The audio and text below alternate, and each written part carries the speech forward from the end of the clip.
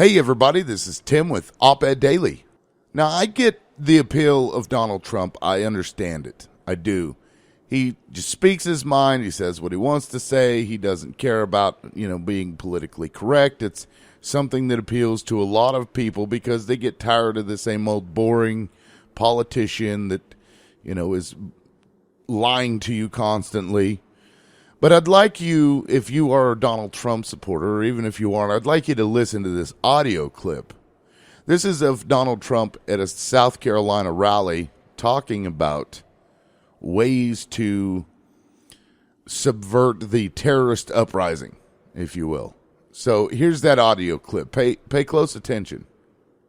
Because we're losing a lot of people because of the internet. And we have to do something. We have to go see Bill Gates and a lot of different people that really understand what's happening. We have to talk to them, maybe in certain areas, closing that internet up in some way. Somebody will say, oh, freedom of speech, freedom of speech. These are foolish people. We have a lot of foolish people. We have a lot of foolish people. We've got to maybe do something with the internet because they are recruiting by... And there you go. That's Donald Trump making fun of people that support and want to maintain their First Amendment rights. Oh, freedom of speech, freedom of speech. These are foolish people. I mean, can you get any more anti-American than that? I don't think so. So on one hand, he wants to ban all Muslims from migrating to the U.S., which to me isn't as big of an issue as the wanting to remove the ability to use the internet. Because, oh my God, these Muslims, they're using the internet to recruit other Muslims. Oh, okay, well, if you found out that all Muslims drink Starbucks coffee, would you shut down the Starbucks coffee stores? Would you shut down anybody's ability to get Starbucks coffee because we don't want a bunch of Muslim terrorists running around wide awake off of Starbucks coffee? I mean, that's about the same amount of ridiculousness as, oh, freedom of speech, freedom of speech. These are foolish people. Sounds like George W. Bush all over again. I mean, this guy is an idiot. How he is a viable candidate is beyond me. And why people would support such hate is really beyond me. Once again, I understand his appeal. I understand that politicians are often boring and they don't ever just say what they want to say. Everything's got to be pre-planned. Everything's got to be, vetted by their writers and all this other stuff where they don't really speak from their heart. They speak in ways that might inch them up in the polls or go across well with this set of voters and this set of voters, whereas Donald Trump will just come out and just say it. And it's obvious that he doesn't think before he speaks. And while that's appealing to many, it's disastrous in terms of what he's actually going to do, because who knows what this man is willing to do. It almost seems like he wants to start a war against Muslims, against the religion of Islam, forgetting the fact that there is the freedom of religion in this country. But here he is up on stage. Oh, freedom of speech, freedom of speech. Like it's something you can just turn on and turn off at will. Like it's something that isn't as important as protecting people from Muslim terrorists. Because, we all know that the Muslim terrorists, they're going to get you. They're going to kill you.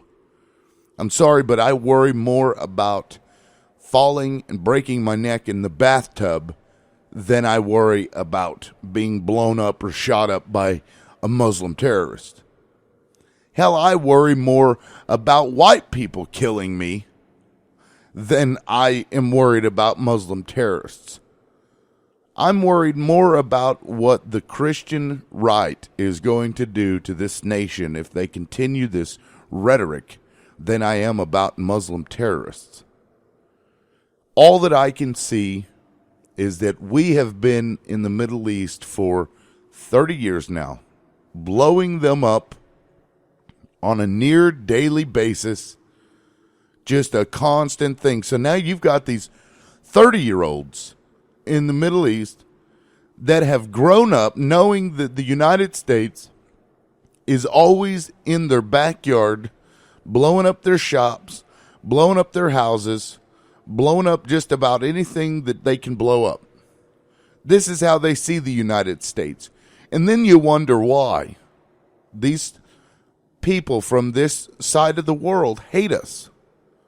There's no question as to why they hate us. We're killing their families. And then you have Donald Trump coming out saying, oh, we need to go after their families. So he's saying we need to go out there and kill their wives, their brothers, their mothers, their grandparents, their siblings, their kids, kill their whole family. That's Donald Trump. Supporters of Donald Trump make me wonder what in the hell is wrong with the people in the United States. And then it also makes me understand why people around the country, or around the world rather, despise us. It's not because of our love of freedom, because obviously Donald Trump doesn't give two shits about freedom. Oh, freedom of speech, freedom of speech. I mean, come on. Wake up, people. This guy is a nut job. Let him go. He needs to find his way off the stage, and people need to just let him go. I'm tired of the, I'd drink a beer with him. Yeah, well, we don't need to elect a president based on the fact that you'd like to go to a bar and sit down and drink with him. Nobody cares about that. He's not running the beer factory. He's running the largest military in the world. That's what he would be doing. That's his job title if he becomes president. And if that's appealing to you, and if that's your standard for electing a president, then you have some pretty fucked up standards. That's all I got to say.